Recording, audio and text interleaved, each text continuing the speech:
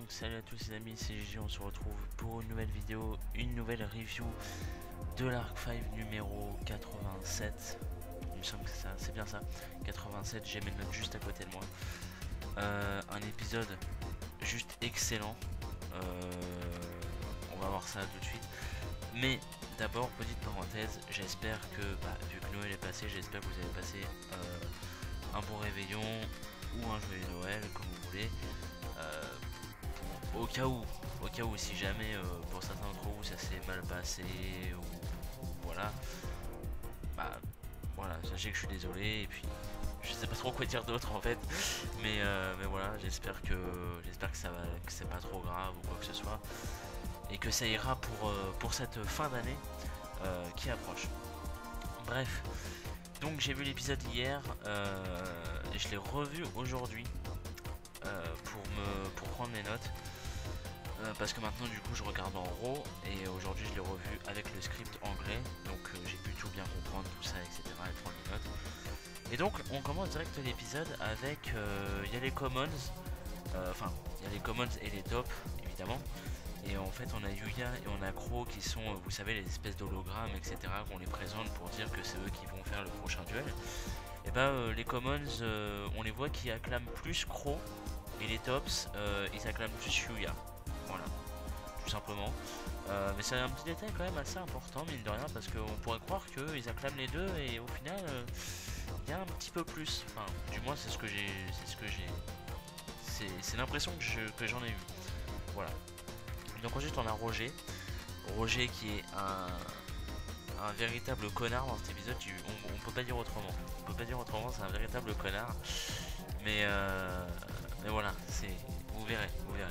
Donc en fait on a Roger qui dit qu'il avait initialement prévu de faire son opération au cerveau, enfin j'appelle ça son opération au cerveau, mais vous savez, je veux dire mettre la puce.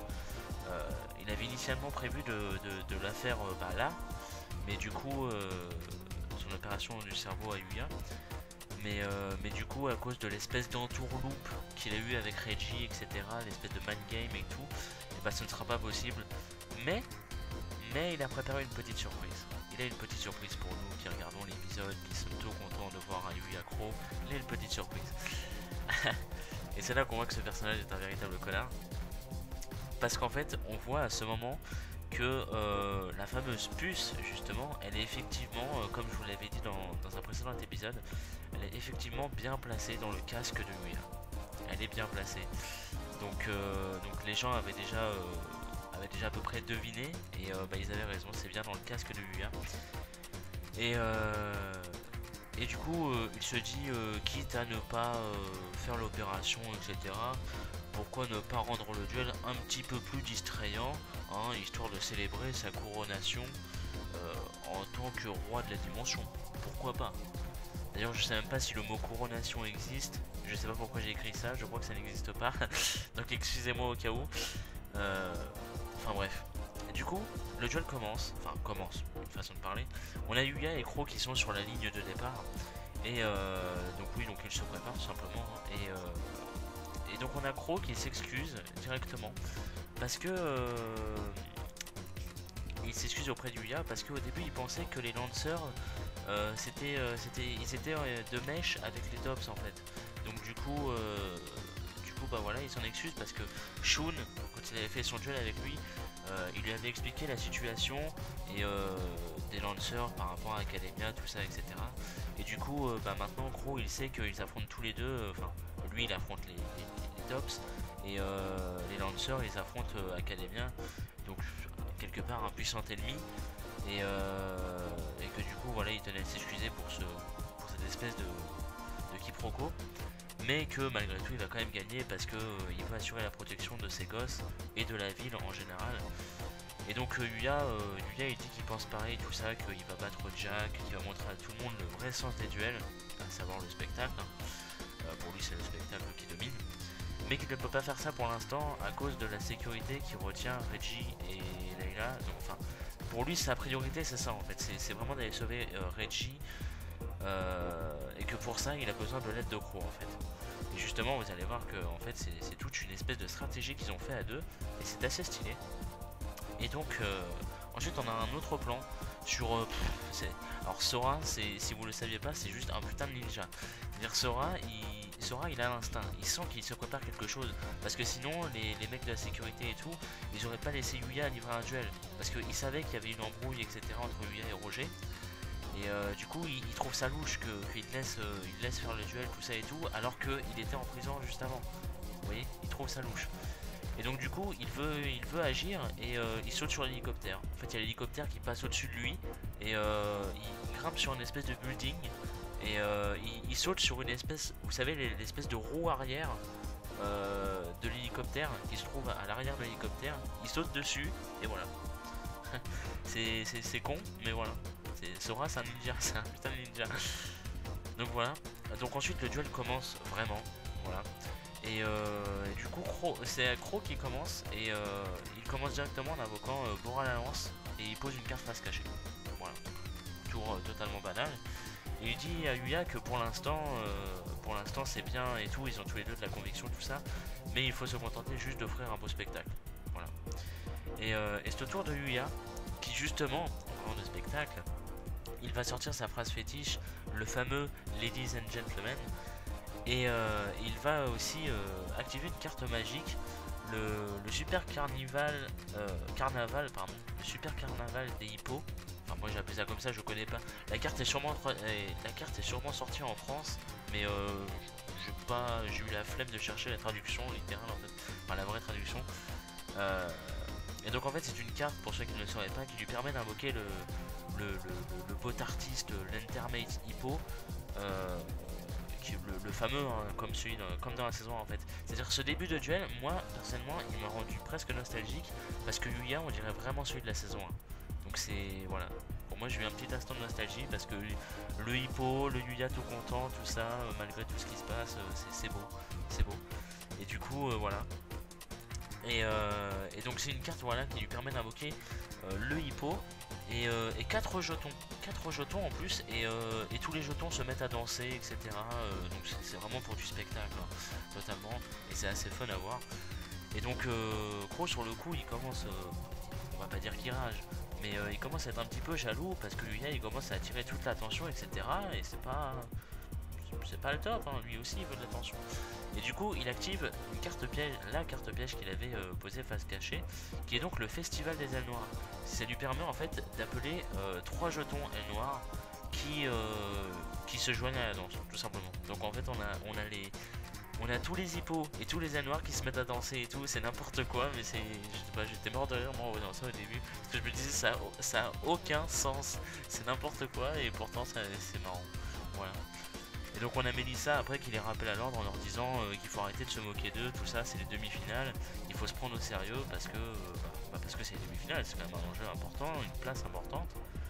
Et donc on a Croc qui répond que justement ils sont très sérieux. Et il dit alors à Yuya qu'il peut maintenant aller rejoindre le conseil. Certes il ne peut pas arrêter la moto en plein duel, mais il peut toujours sauter de la route. Et il l'encourage à le faire pour rejoindre le conseil. Parce qu'en fait, vous vous souvenez, je vous ai dit que Yuya, son principal objectif là, c'est de rejoindre Reggie et de le sauver de la sécurité. Et du coup en fait il veut se barrer en plein duel. Et voilà. Et du coup Croc lui dit que c'est le moment parce que tout le public là il se met à danser tout ça, ils sont absolument obnubilés par les hippos et les ailes noires qui dansent, et donc c'est bien le moment pour se barrer quoi, parce que sinon ce sera trop tard tout ça. Et Roger il l'avait senti, le fameux Roger il l'avait senti, et il dit qu'il ira nulle part parce qu'il est sous son contrôle. Et c'est là qu'on comprend qu'il y a un main game absolu parce qu'il active la puce.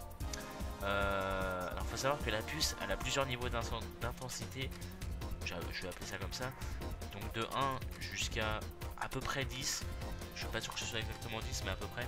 Et donc il le met à 1 et on a Yuya qui hurle de douleur, mais ça dure qu'un petit instant, mais il hurle de douleur et sur le coup il comprend pas ce qui se passe quoi, il se tient la tête tout ça et tout, il comprend pas, il a mal. Et donc on a Roger dans son bureau qui parle tout seul et qui explique que son casque il est équipé avec une puce qui envoie des chocs électriques directement dans son cerveau. Il dit que ça a été prouvé par de nombreuses expériences que cela a pour effet de stimuler certaines parties qui rendent alors la personne plus agressive. Donc en fait ce que Roger cherche à faire, c'est clairement réveiller le côté berserk de Yuya. Clairement. Et bon, on sait qu'il va réussir. Mais voilà.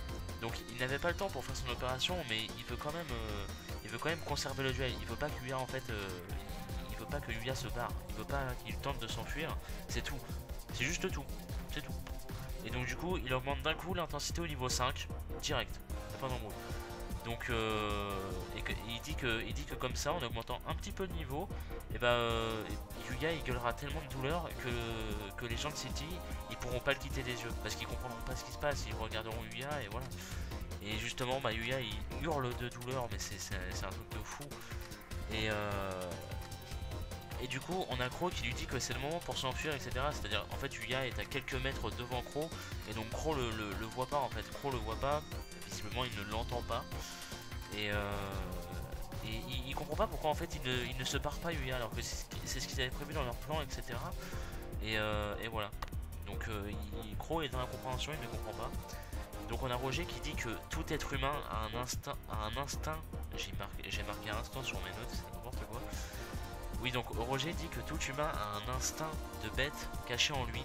Et il sait que Yuya a un côté vicieux parce qu'on l'a vu dans l'épisode 71 je crois, je sais plus, où il affrontait le duel chasseur et ça avait un peu réveillé le berserk et que du coup Yuya doit libérer pleinement ce pouvoir. Et donc du coup il monte alors l'intensité au niveau maximum qui est environ 10 comme je vous l'ai dit. Et on a Yuya qui continue d'hurler et là il y a Yuli et Yugo qui ressentent eux aussi une espèce de douleur dans la poitrine. Et alors là on a plusieurs plans, on a le clear wing de Yugo, le bracelet de Serena et le bracelet de Yuzu qui se mettent à briller. Donc voilà, donc c'est pour vous dire vraiment là il y a quelque chose, c'est bien relié et tout. Et donc là le plan d'après on a les 3 Yu, j'appelle ça les 3 Yu pour ceux qui ne savent pas ce que c'est. Les 3 Yu c'est Yugo, Yuli, Yuya qui hurlent de rage, les 3 hein. Il n'y a pas que Yuya, il y a vraiment les 3. Et donc on a Yuya qui passe en mode berserk, c'est vrai, ça se voit, il passe en mode berserk, voilà c'est tout. Et donc, et ça s'entend, putain, mais le doubleur de Yuya est juste génial. Son Seiyu Kensho Ono, c'est juste un dieu.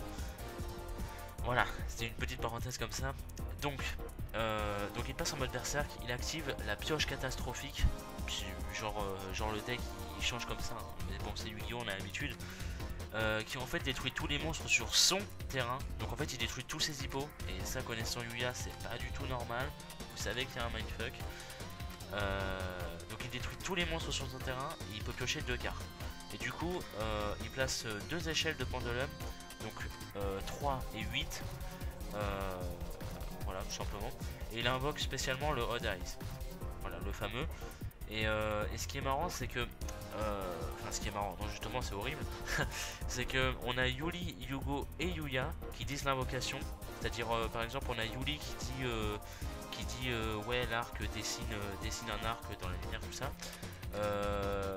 On a Yugo qui dit par exemple l'invocation, on a Yuya qui dit le nom du monstre par exemple. Vous voyez, c'est pas la première fois qu'on verra ça dans l'épisode, vous verrez. Et aussi ce qui est horrible et ce que j'ai remarqué après avoir pris mes notes, c'est que Yuya en fait quand il invoque le Odd Eyes, vous savez d'habitude ils disent venez en force mes monstres, tout ça, etc. Et là il dit viens mon serviteur. Sur le coup ça m'a choqué, je me suis dit waouh, c'est... Enfin c'est... Il me semble pas que dans les autres fois où il était en mode berserk il disait ça en fait. Ou alors j'ai totalement oublié. Et ça fait vraiment bizarre du coup. Et voilà, tout simplement. C'est un passage, pardon, je vais y arriver. C'est un passage vraiment épique et assez perturbant aussi. Donc ensuite il active l'effet d'un de ces 2 pendulums. Pour en fait ça passe le niveau de Bora de Crow, le monstre noir. Ça le passe au niveau 7, il était au niveau 4 hein, avant. Et ils attaquent, quand je dis ils, c'est Yuya, Yuli et Yugo. Les 3 ils attaquent, ils lancent l'attaque. Et Crow il est étonné, il comprend pas parce que ça faisait pas partie du plan. À la base Yuya il était censé se barrer, il était pas censé attaquer. Et du coup il panique un petit peu, etc. Et c'est là qu'on comprend que Yuya en mode berserk il rigole pas du tout parce que pour ceux qui ne s'en souviendraient pas, l'effet du Odd Eyes c'est quand il détruit un monstre de niveau 5 ou plus, il double les dommages. Et il a fait exprès de passer le monstre de Bora au niveau 7 pour doubler les dommages. C'est chaud quand même. Et donc Crow du coup il perd 1600 points de vie d'un coup au lieu de 800. Et donc il lui en reste 2400, voilà. Et donc on a Roger qui trouve ça juste magnifique. Ça va même au-delà de ses espérances. C'est inimaginable pour lui. Et Crow il a compris qu'il y avait un truc. Il a compris qu'il y avait quelque chose. Et du coup il veut plus avoir de pitié. Et du coup il se met vraiment dans le duel, tout ça. Il se dit bah il n'y a pas le choix quoi. Donc il invoque Kalima la brume. Ainsi que Mistral le tourbillon. Ça fait vraiment plaisir de revoir Mistral pour le coup. Même si je comprends pas pourquoi il a pas activé l'effet de Mistral du coup. Mystère. Il a Mistral le tourbillon, le fameux. Et du coup il les synchronise. Il invoque Raikiri. Toujours Raikiri. Il active son effet du coup qui est donc de détruire une carte adverse pour chaque monstre Blackwing sur son terrain. Donc il détruit Oda, il n'y a pas de souci. Il attaque Yuya directement, qui ne sent absolument rien. Le mec est en mode berserk, il s'en bat les couilles total. Hein. Il se prend une attaque de 2600, il grogne. Il grogne. Hein. C'est tout, c'est pour vous dire à quel point le mec s'en fout. Et du coup il finit son tour avec 2 cartes face cachée. Voilà. Ensuite c'est au tour de Yuya justement. Et pas que autour de Yuya si vous voulez mon avis, parce qu'en fait il y a... Alors on a Yuya, Yuto, Yugo et Yuli qui se mettent à piocher, les 4. Même Yuto qui est dans Yuya, vous voyez l'inception totale. C'est on a les 4 en fait qui disent qu'ils piochent, qui disent Dolo, et voilà. C'est juste trop stylé, en même temps c'est méga épique, et c'est assez flippant quand même. Et on a Yuya qui active une carte magique. Enfin Yuya en mode berserk, hein, toujours le berserk. Il active Amazing Pendulum, qui en fait c'est une carte magique qui, quand il n'a aucune carte dans sa zone Pendulum, il peut ajouter 2 pendulums de son extra deck à sa main. Alors par contre je me souviens plus comment ça se fait qu'il a plus ses pendulums. Ça par contre je dois avouer je ne m'en souviens pas. Voilà, erreur de ma part peut-être, je ne sais pas. Je ne m'en souviens pas, bref. Et du coup, enfin, de toute façon, il le replace juste après. Donc, au pire, on s'en fout. Il replace les mêmes de échelle 3 et 8. Il invoque à nouveau Odd Eyes. Il invoque aussi l'espèce de buffle Entermate là. Vous savez, enfin, c'est un buffle qui a 1700, je crois. Et grâce à faculté spéciale, lui, il peut invoquer un monstre de 1000 points d'attaque ou moins depuis son deck. Et il invoque l'espèce de petit moustique d'eau là. Je suis un peu du nom. L'espèce de petit moustique d'eau, pardon. Enfin, ce qu'il faut savoir, c'est que, bref, les deux sont de niveau 4, c'est tout ce qu'il faut savoir. Donc il les superpose et il invoque le Dark Rebellion de Yuto. Et c'est encore les 4 qui le disent encore une fois. Hein. C'est les 4 Yu, c'est les Yu forts qui le disent, l'invocation. Et l'invocation est juste trop stylée. Mais vraiment, vous verrez ça, elle est trop stylée. Et donc sur le coup, Sora, on a un plan sur Sora qui regarde Yuya en fait depuis l'hélico. Et en fait quand il a pioché et quand il a invoqué le Dark Rebellion, il a reconnu Yuto en fait. Il a reconnu Yuto, Sora, et sur le coup il se pose la question de est-ce que c'est vraiment Yuya qui est en train de se battre là? Et du coup l'épisode se termine ainsi. Voilà. L'épisode se termine comme ça. Donc on a l'ending évidemment, on a la preview qui nous montre justement que Sora et Crow vont apparemment, c'est pas sûr parce qu'il n'y a pas d'image, mais le texte en tout cas de la preview dit que Sora et Crow vont sûrement coopérer pour sauver, entre guillemets, sauver Yuya.